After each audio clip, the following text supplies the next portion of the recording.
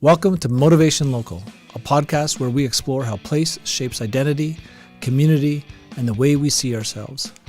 I'm your host, Corey Sadlemyer, and I'm grateful you've joined me for Season 2.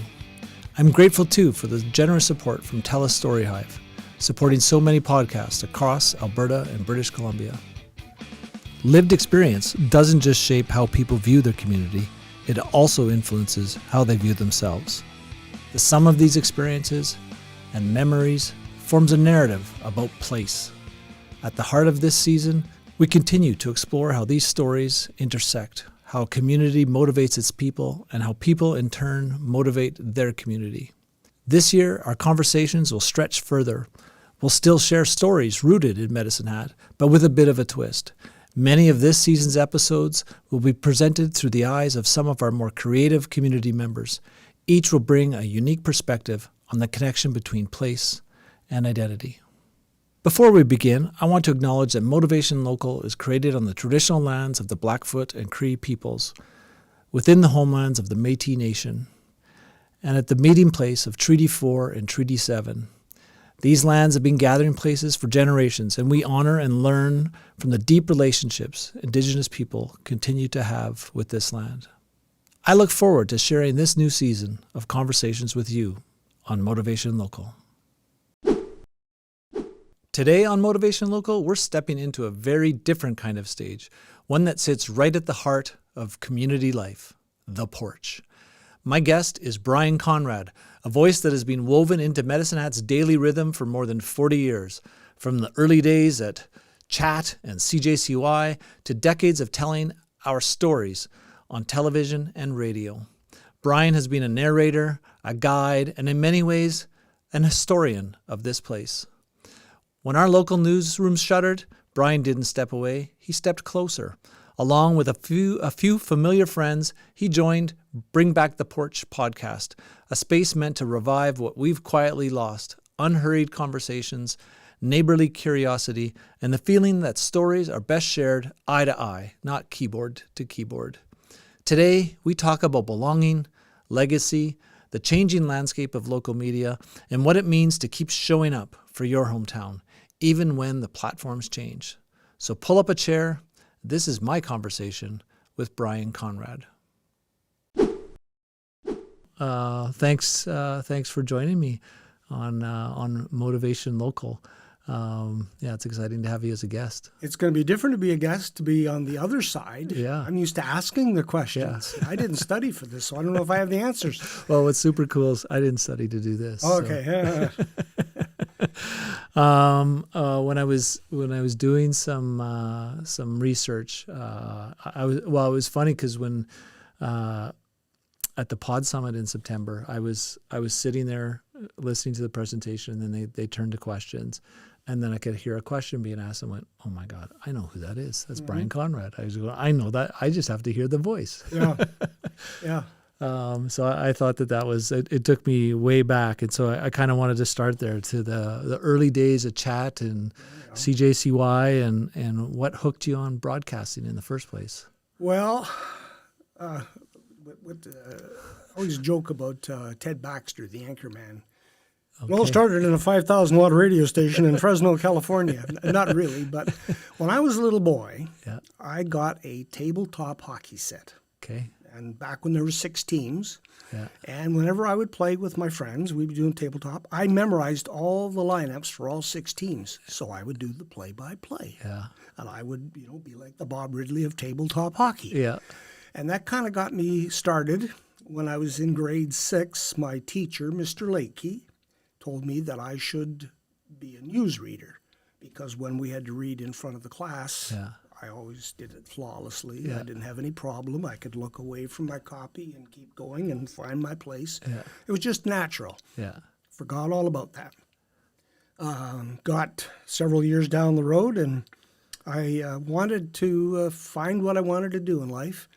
And a teacher that had been at the LCI where I went to school in Lethbridge said, there's a job coming up at this new television station in Lethbridge. It was CFCN when they got a satellite TV there. Yeah. and it's for news photographer. And I thought, oh, that would be neat, because I always liked fiddling around with cameras and stuff like that. So I applied, and they hired me. But it was one of these federal jobs, which meant that there had to be some federal money. That federal money never came through. Okay. So I thought, well, I'll just go to school and learn how to do this. So I got some calendars, and I'm flipping through different calendars of different schools. And I came to the one at Fanshawe College in London, Ontario. And cinematography was on the right-hand page. And I'm looking at it, and all the things they were going to teach you, how to use a camera to shoot this and that. And I happened to look at the other side of the page. Broadcast journalism, what's that all about? I'm reading it. Sports, play-by-play. It all came back. Ding, ding, ding, ding, ding, ding. We have a winner. Yeah. So I enrolled in the broadcast journalism course in Fanshawe College in 1974. Graduated in 1976 and went to work. My first full-time job was at CJOC in Lethbridge, which was also the television station, CJLH. Okay. I was there for a month until they came and hired me in Calgary to work at CKXL in Calgary, which was the big rock station back then. Worked with guys like Norm Edwards and Billy Powers and Dieter Stashow and Johnny Walker. They were all rock and roll legends, and I'm just this snot-nosed kid that came in off the street, didn't really know where I fit into all of this. Yeah. And so about the first 3 months, I think they're going to fire me every day because I don't know what I'm doing. At least I didn't think I knew what I was doing. And it was a November 11th Remembrance Day service that I was attending, and about 22 years old, I guess, 21. And I never served in the military. I didn't know anything really other than, the history of wars. But I watched the people there that day. And at that time, there were still quite a few veterans from the Second World War. And I saw the impact it had on them, the remembrance and thinking of their friends, their buddies that didn't make it. And so when I went back, I got all the obligatory sound, the taps, all of that stuff. But I wrote a little essay about how it affected me, what I saw, what I felt. And I recorded it and left it. And I got to work the next day, and they said, the switchboard's been going crazy. People want a copy of your essay. I said, really? That was just something I did. Yeah. They said, that's what we want you. We want you to be you. I can do that. I know how to do that. I didn't have to be this other persona. Right. I could just be me. And from there, it was all the rest of my career. So a super cool lesson to learn early on. Hey? Oh, yeah. Yeah. Just be natural. Be yourself. Yeah. So you've covered like train crashes here and floods and plane crashes in Cranbrook. If you were to think of what is like a quintessential Brian Konrad moment, outside of this first essay, what's one that jumps out at you? I think it's probably the Our Town series that I did for Chat Television. They came to me in 2005, and that was the year that the Alberta was 100 years. Okay. They said, can you do a historical vignette series? I said, sure, okay. Problem is that that was when they were in the middle of construction for the Esplanade. Okay. So all the historical material was in boxes from where they were out on the highway there. At the museum there, yeah. Museum. Yeah. But I had some of my own material. I have some of my own history books and stuff. Yeah. So, we just did what we could. And they were so well received. Yeah. The next year was 2006 was the city's centennial, 100 years. Can you do more? Yeah. I said, well, now the Esplanade archives are open. So I spent hours down there going through old newspapers and reading and making notes and scribbling stuff. And I think we did, between the 2 years, we did about 51 or 52 different episodes. Put them on the DVD, and they sold them in Christmas. I think they made 1,000 of them, and they were gone in minutes. Wow. So they said, we have a hit here. Yeah. But then it kind of, well, what else are you going to do? Well, it kind of fell by the wayside, and I just did other stories. Yeah. But when Cam Clark came to Medicine Hat to take over as general manager here a couple of years ago, he wanted to know about the history of the area. And I said, well, I have these 2 DVDs. I said, here, look at these. This is what I did back then. And he watched them, and he came back. He says, can you do those again in HD? Sure, because we didn't have HD in 2006. We went to HD in 2007. So I got my, because I save everything. It's part of being a historian, I guess. You save everything. And I brought all my old scripts out, and now, of course, there was more material that was available for use out of the Esplanade, and they were great partners. They would find things for me. I would say, I think I remembered something about this, and they'd go and dig and find it. And so we produced not only the 52, we did, I think, probably another 25 new ones after that. And I had another one on the drawing board when they pulled the plug on us in June of 2025. Okay. And I thought, we can still do these. Right. And I thought, maybe I can do them on YouTube. So I talked to a couple of the people that were in the same boat as myself that got laid off. I said, what do you think about this? And I thought, well, you can find somebody, we'll do it. Bernie Leahy had called me about 18 months before the station closed. He was doing a TELUS STORYHIVE, and he wanted me to be part of it. And I said, well, as long as I'm working for Pattison, I can't, because that's a conflict of interest. Right. So then, well, I'm not working for Pattison any longer. I called him up, and I said, hey, Bernie, I'm a free agent now. So we sat down, and we said, he has this podcast. I said, what's a podcast? I didn't know. I mean, I had an idea it was like a radio program, just recorded. But I've since learned that it's way bigger than that. I joked at the Medicine at College when we were making a presentation to some students a couple of weeks ago. I said, if you would have asked me what a podcast was, I would have said Wayne and Garth in their basement in Wayne's World. Yeah. And I looked out, and they were like, what? Crickets, right over. Know Wayne's generational thing. It just didn't register. Yeah. But no, that's how I went from being a broadcaster to a podcaster. Wow. But I've seen and done lots of stories over the years. So those the Our Town series, because they reminded me almost like a little bit like Paul Harvey. My mentor, he was my hero. The rest of the story. Right. Yeah.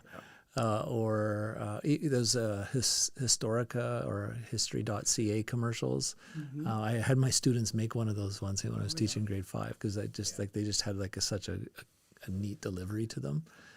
Yeah. When I was young, on the radio, Calgary Power used to do a series called Our Alberta Heritage, and there would be little vignettes like that. Yeah. And if you wanted, you could send away, and Calgary Power would send you the scripts. So, of course, being a nerd at 7 or 8 years of age, I wanted that. Yeah. And I don't know, over time that got lost, but that was my first indoctrination into doing history in short little. Well, and that's what I was just thinking about was how do you take a story and make it into that show? Like, what was your process for doing that? Just reading. Just like I said, I went through a lot of old material, reading stories and thinking about, because I said I need a hook. I need something to tie it all together, which became the outline, Yeah. But then that's just another story in the history of our town. Yeah. And so I would sort of start from the end and go back to the beginning. Right. There's lots of wonderful stories about the history of this area. Yeah. And what would be one that really even surprised you when you learned about it? I think the one that resonates with me is how the CPR came here. Okay. Because my grandfather came here in 1904 to work with the CPR. He was going to be here for about 6 months. He retired here in 1946, and he is now resting comfortably out at Hillside. Yeah. Raised a family here. My mother was one of them on Belfast Street. I was born here. I was born in the old hospital, which is another story that always fascinated me. Was, Medicine Hat was a little more than I think they used to refer to as a parched blister on the prairies, but it had a hospital. Yeah. In 1889, the first hospital between Winnipeg and Vancouver in Medicine Hat. Yeah. Medicine Hat was a happening place in the latter part of the 19th century. At one time, they thought maybe this might be the capital of Alberta. Yeah. But Of course, they went a little further north. Yeah. But I have an interesting story about that. I was in Dr. Roy Wilson's history class. Yes. Great historian. And Dr. Wilson, as he told it to us, was that the person that was the representative for the Medicine Hat area and the person that was the representative for the Regina were the same person. Yeah, Finley. And that both provinces are incorporated at the same time, and basically whoever, wherever the capital was going to be, that person would become the first premier. And so essentially he had to decide whether to become the premier of Saskatchewan or the premier of Alberta, and he couldn't be both. And so that's how Medicine Hat kind of lost that opportunity. Yeah, and they didn't know where they were going to draw the line between Right. Alberta and Saskatchewan. Yeah. And I think the people at Maple Creek wanted to be part of Saskatchewan, so that's kind of how it got decided. It's amazing, eh? Yeah, just an arbitrary decision. Yeah. I saw a story about you going back to the arena. Oh, yes. And that was an emotional experience. Yes, it was. And, Yep. like an archaeological expedition. That's what it felt like to me when I was standing there. I was standing in over top of where the Zamboni came out. Okay, yeah, I building, can and picture that exactly, yeah. It's dark, and there's some people, workers, they were there to make sure we were safe. Yeah. And they're kind of walking along, but they have these lights on their helmets, and that's the only way I could see them coming. I thought, this is like we're going through a tomb in Egypt. Like, this is like an archaeological dig.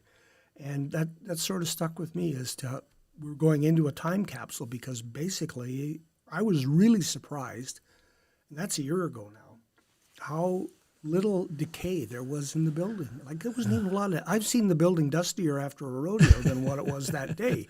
There was a little damage in some of the offices in the front because the leaky roof and water and what like that. But inside the arena proper, it looked like they could turn the lights on and put ice in, and away we would go. It was that well preserved. Wow. Yeah. Huh. And it was nice to be there again. Yeah. Just to remember all the great games, and I could hear Bob Ridley calling the games. Yeah. I think in that same article, there's a quote about loudest barn in the dub. Oh, yeah. And so when I think about this show about community and identity, what did being at the arena when it was alive teach you about how a place like that can shape community? Well, in the beginning, when the Tigers went into the Western Canada Hockey League, I was still living in Lethbridge, but I remember the first time we came down for a game, and I was just gobsmacked walking into that building, because that was the biggest arena I had been into at that time, and all the old colored seats. We used to call it the Smarty Box. The Smarty Box, yeah. But it was packed. Yeah. It was a Saturday night, and everybody was dressed up like they were going to the opera. Yeah. It's like a Montreal Canadiens game. Right? Oh, it was the thing to do. It was the place to be. It was a community center where everybody went, their neighbors, their friends, whoever could get in, could get a ticket, and they all rooted for the Tigers. And there was, you always knew where everybody sat. And you look over and say, well, they're not here tonight. I wonder if everything's okay. Right. Yeah, you knew you knew your seatmates, and you knew their families, and it was a community area. Yeah, I was always, as a kid, I was so amazed. Like, these guys are in here playing this sport, and there's just like so much smoke you can't see the other you could smoke in there. You had to get up and go in the back, but you could smoke up there in the back of the seats. Yeah. And the haze. Yeah. And of course, 2007 when the Tigers played the Vancouver Giants, it wasn't smoke; it was fog. Right. Yes. Fog bowl. They had to stop the game and get the players skate around a little bit so that they'll dissipate the fog. Because May the 15th, I think, was the date. It was warm and humid outside. There was an article that I looked for it before this, but I just remember reading it. And I think it was a Globe and Mail reporter came here and did a story on Medicine Hat Tigers hockey. And the thing that I remember from that article was, well, he was just talking about how passionate the fans were, and that he's never been in a building where the fans yelled, "Shoot!" so often. I think that almost goes back to when Jack Shoup played here for the Tigers in the old Arena Gardens. Oh, yeah. They always used to, my parents told me, they'd all holler, "Shoot, shoot!" Yeah, I still holler at the TV, "Shoot!" They don't hear me, but I still holler at them. Yeah. He used to always tease my dad. He was a Leafs fan. They're shooting, but they don't hit the net. Yeah.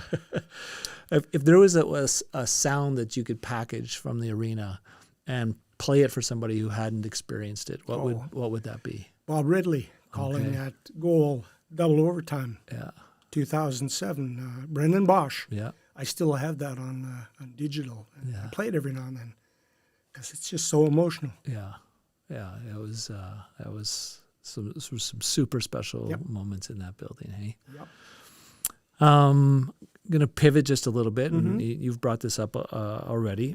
Chat shutters closes down, and you wrote a letter to the editor that was thankful and not bitter. No. And so what did you have to do internally to arrive at a place of gratitude versus Count your blessings. Yeah. It was always a privilege to be allowed into people's homes, either on the radio or in the car. Yeah. Never took that for granted. Yeah. Never. Yeah. People, in Medicine Hat, you get to know the people. Yeah. And they become your friends. Yeah. And I was always thankful for the opportunity. Yeah. Yeah, I have so many good memories of listening to you and Bob and tons of sports casts and whether that was Blue Jays stuff and it's I have my friend's son is just entering into the broadcast business. He's just finished at Mount Royal. Truman Bartman. I don't know if you've met Truman along the way. Related to Terry or Jamie? Terry Lloyd? And Jamie's. Yeah, so Lloyd would have been Grandpa, and Troy's the youngest brother of those. Pudge is the other brother. And Truman has done the Mavericks games for the last 2 years. Okay. And he does Mount Royal. I think he and another person share the hockey duties at Mount Royal, and he does play-by-play for girls' game or boys' games, and the color for the girls' games, and the girl they flip the roles there, and just thinking about what kind of advice might you have for young people entering the world of communications. Don't get a big head. Yeah. Don't get a big head. People think, well, you're famous, everybody knows your name. And no, you're just a guy who went to work every day and happened to be talking to people at the time. I'm reminded of Paul Harvey said that self-importance has ruined more good reporters than anything in this world. When you think that you're bigger than the story, you're in trouble. Yeah, that's good advice. Yeah. So, bring back the porch. Bernie Leahy has this. Has this project. Yeah. And started it during the pandemic. He started it, I think, in 2020, 2021. About that time, the way he tells the story is that he was, he'd been a realtor for a good number of years. As he says, he's been lucky. I say you were blessed. Yeah. We always have that little back and forth. But he was talking, maybe it's time to retire. And his wife, Ina, said, well, you better get a hobby because you'll go crazy if you just sit around and do nothing. So he thought, well, I like photography. So he went to a camera store and came up with all his podcast equipment. So he set up the studio, did a very good job of it, and started doing podcasts. At the time, it was the 2021 civic election. So he was talking to some of the candidates, much like we did here in the 2025 election. And that, kind of passed. And then he got busy with real estate again, and it kind of just took a holiday, went on hiatus until this past summer again in July of 2025 when we got together. And Bob and Lynette Schneider, who worked with me at Chat, I had asked, it was a week after they had pulled the plug on the TV station, and the Chamber of Commerce did a Facebook Live with some of the people that had been there and were still hurting from losing their jobs and their livelihood and their existence and their purpose. And I said, hey, I got this idea, and anybody interested? And a few people said, yeah. And Bob and Lynette were among them. And so when I talked to Bernie, I would message him. I said, I'll be meeting with Bernie. Do you want to come down and just see what this is all about? And they came and they said, yeah, I think this will be fun. And we kind of stumbled around in the dark a little bit. Went to the podcast summit where we met each other. And my eyes just went, holy moly, this is a happening industry. Yeah. This is like radio was maybe when I got into it in the early 70s, where you weren't formatted. You could do what you wanted to do. They could play the records they wanted to play. There was no corporate stamp. It was you could have fun.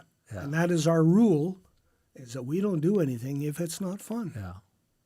Yeah, and it really is about consistency. Hey, like I think that's what I've learned from looking at some people, especially the people at the Pod Summit. They deliver consistently, and some people do it like this with the video cameras, and some just do voice, and they find a niche. And there was a guy at last year's summit who was the anchor for Fox News in Miami, and he's Canadian. And he had started this podcast on the side about wrestling because he really liked wrestling. In fact, I think he went to a wrestling camp, like not like Olympic wrestling, but like WWF kind of wrestling. He went to a camp to try out to be a wrestler. And so he started this podcast about wrestling, and he knew that his time at Fox was going to come to an end when he started phoning in sick so he could do his podcast stuff. But I think he has like the number 4 sports podcast in North America, and hangs out with The Rock. And it just like, you don't. There was one last year that was about kendamas and coffee. And a kendama is like this little toy where it's a ball you bounce on it, and you throw it up in the air, and you flip it, and you catch it on the other side. And this guy has a podcast that he earns an income off of, talking about coffee and kendama toys. Wow. Now that's a niche. Yeah. Like there's people all over the world who are super interested in this. And I'm like, how? How did you even think to put that onto the internet? Like that's blows my mind. Well, Bernie, with his Bring Back the Porch, his idea was in days gone by, just about every house had a front porch. And you'd go out in the evening in the summertime when it was nice and sit on the porch because it was probably too hot in the house. And you'd sit there, and your neighbors might come out, and they might come over for a visit, or you'd go to their porch and you'd sit there and talk about the day's events or family or whatever. You just had neighborly conversations. Yeah. And that was how he got the idea of Bring Back the Porch, because he remembered as a boy growing up in Ralston, because his father was a scientist out there, how that community in Ralston performed and how they interacted on the front porch. So that's where he got the name, and I love it. Yeah. I love the idea of just neighborly conversations. I was going to ask, and it's tied to this, that when the local news station leaves, it creates a vacuum, right? There's nothing there. In this latest iteration of the porch, are you hoping to restore something in that space? It is. It's on our radar. It's a long-term goal. We don't want to be in competition. We want to be complementary. So we want to tell stories that maybe don't make the daily news, people stories, because that's always what I love doing the most, is telling stories about people, what they're doing, what they like, what they're interested in, and positive stories about Medicine Hat. We hear enough negative stuff. Let's find stories that are uplifting for everyone. If we had the bodies and the money, we would like to branch out, and of course sports is an area that I think is underserved. So that is an area that I think we could have put on our radar. Yeah. But there's all kinds of different areas like wellness. Mental health is a big one that we want to look at in the coming year, hopefully. Economic development. What are the opportunities in Medicine Hat? Not what are the drawbacks, not what are people complaining about, but what are our opportunities? we hear people from outside Medicine Hat gush about what a great city we have, but we seem to have this inferiority complex in Medicine Hat that, well, we're not as good as them or whatever. No, we should be sticking our chests out and saying, we live in Medicine Hat. You can live better here in Medicine Hat. Right. We need to tell the positive stories. And I remember going back with Orv Cope. He was our general manager at Chad, and he always used to say, we are Medicine Hat's biggest booster. We don't tear down, we build up.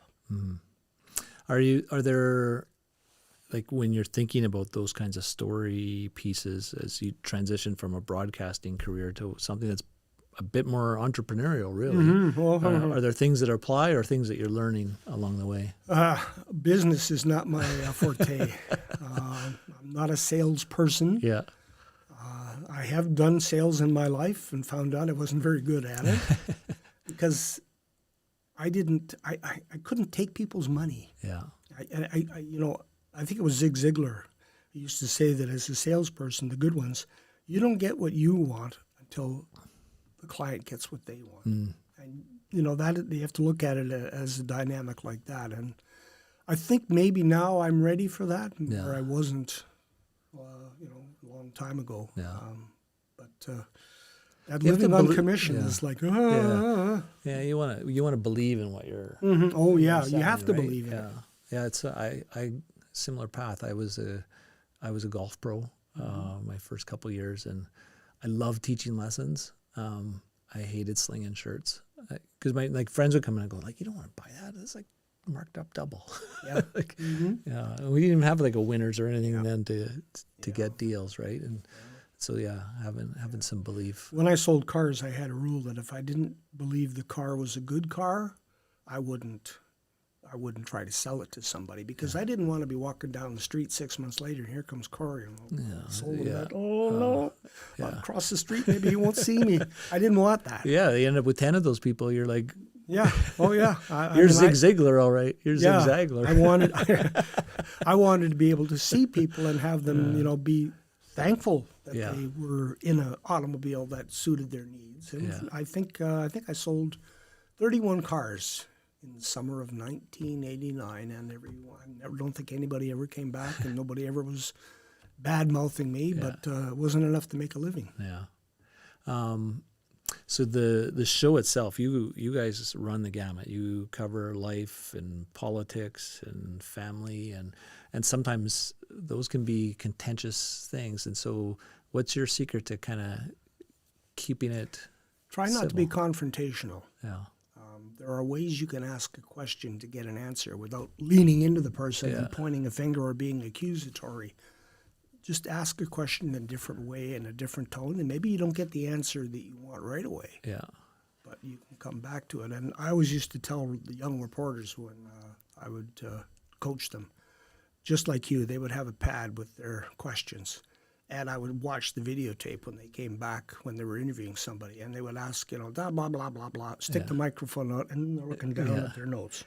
Not listening to what the person is saying. And 9 times out of 10, that person gave them gold, but they didn't follow up on it because they weren't listening. They were worried about, well, what's the next question I have to ask? So you be respectful. Ask a question in a respectful manner, and you will get a response. Yeah. And sometimes the paraphrase is the most powerful thing, right? Yep. I had a boss one time said to me, he says, Brian, do you know how you control a situation? No. He says, ask a question. Oh. He says, do you know how you keep control of a situation? Ask another question. And it was like, that was good advice. Yeah. How has the response been as far as when you reach out to people and say, hey, would you like to be on the show? It's been fantastic. Yeah. Nobody has said, I don't want to go on that piece of crap. People are starting to, especially during the election campaign, I was getting stopped in the store from people. Is it too late? Yeah. Can I come on? And we actually extended it by 2 more days to fit in a few more candidates because we want to do as many as we could without burning out ourselves. Right. Because what was there, 39 council You would have had to candidates. start this last year. We would have had to start it a whole lot earlier than we did. But we did. We managed to get a goodly number of people on there. But no, I have yet to have somebody say, no, I don't want to do it. Yeah. Which is I take as a positive. Yeah. Well, and if people are actually reaching out to say, can I come on your show? Mm-hmm. Like that's gold too, right? Yep. Yeah. Well, and I think you had shared at the Pod Summit, something like 13,000 people had watched an episode or something like that. Yeah, we were blown away in the first little while on some of our views. Like we had, I think in the first 10 days, we had close to 40,000 views. Wow, I'd like to get 40. Yeah, well, that was total. Yeah, for sure. Because we had done a number.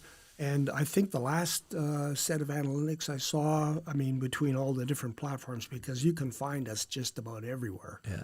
Our marketing person sent us a report last week. I think we were close to 400,000 views. Oh, wow. And not just Medicine Hat. But Yeah. we got people in Edmonton, Calgary, Red Deer, Lethbridge, Australia. Wow. What? Why?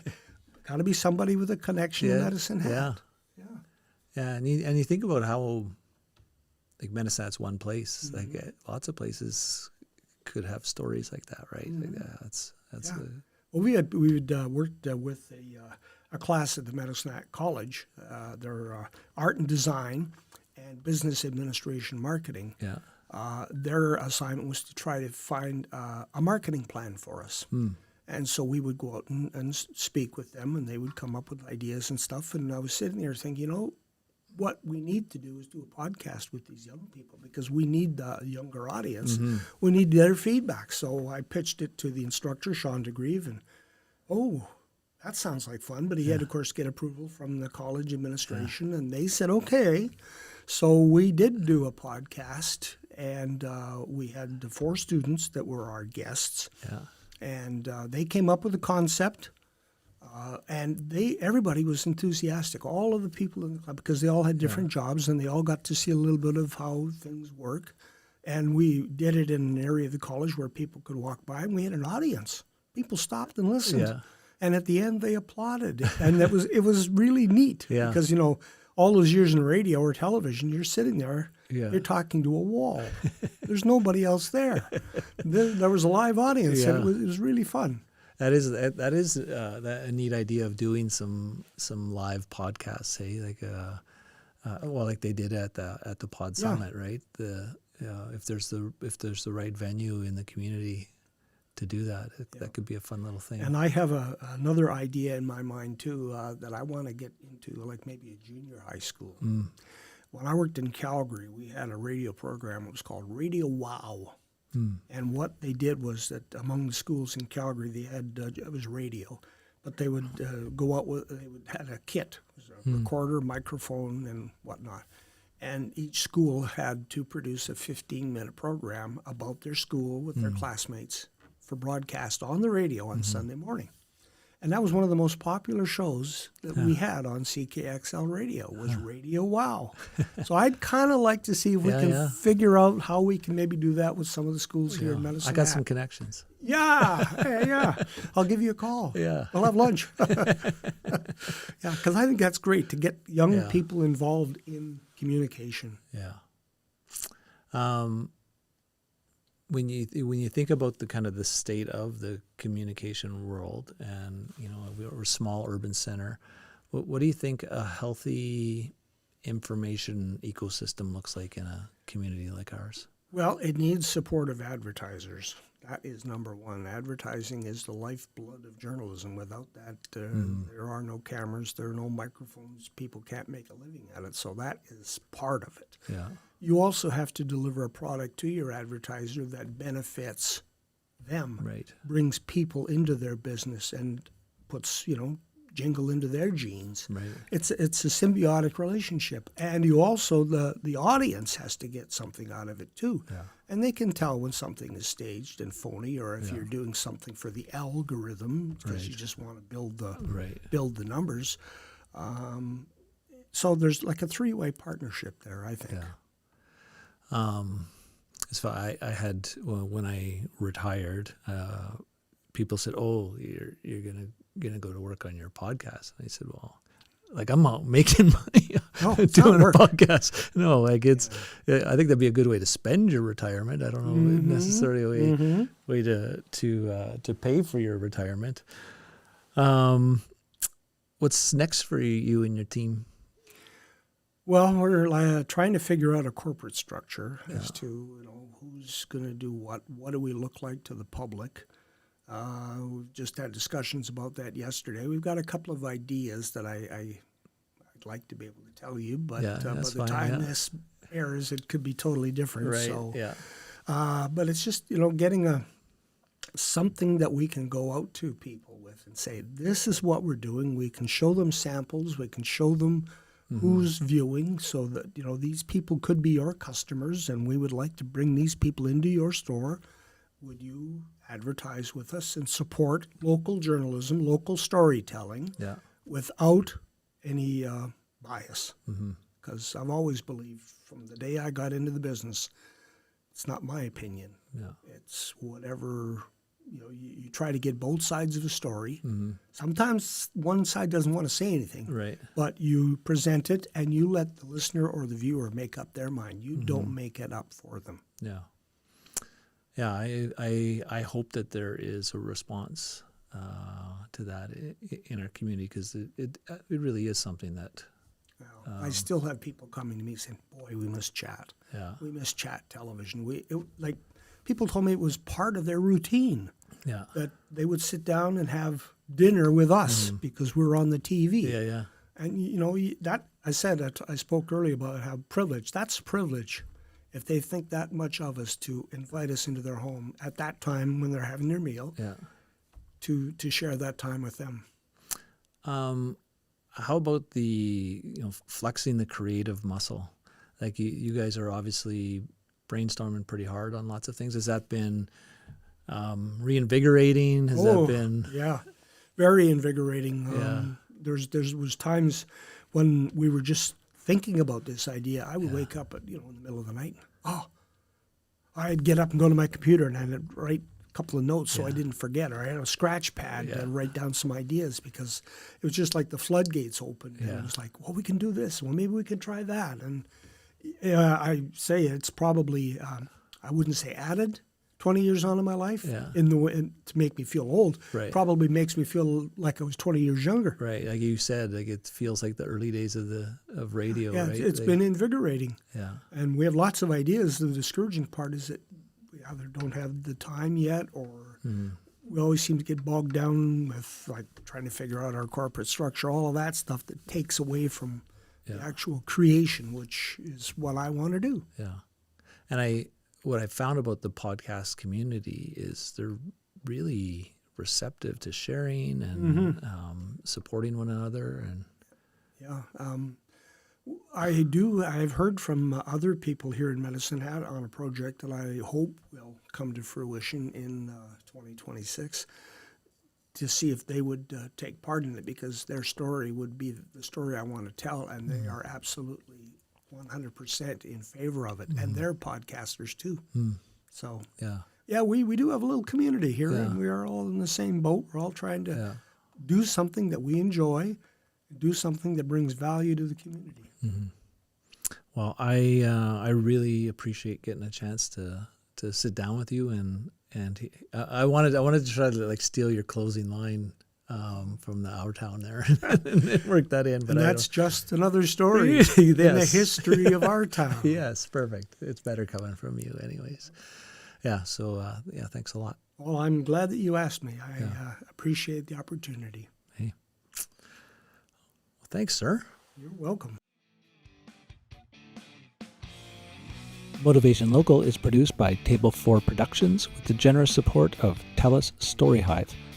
You can find our episodes on Optic TV, at our website, motivationlocal.com, on our YouTube channel, or wherever you get your podcasts. Our producer is Corey Sadlemyer. Our theme music was composed by Medicine Hat musical artist Snakes and the Riot. As always, thanks for watching or listening to our podcast. If you've enjoyed what you've heard here, don't hesitate to subscribe to our channel or to leave us some feedback.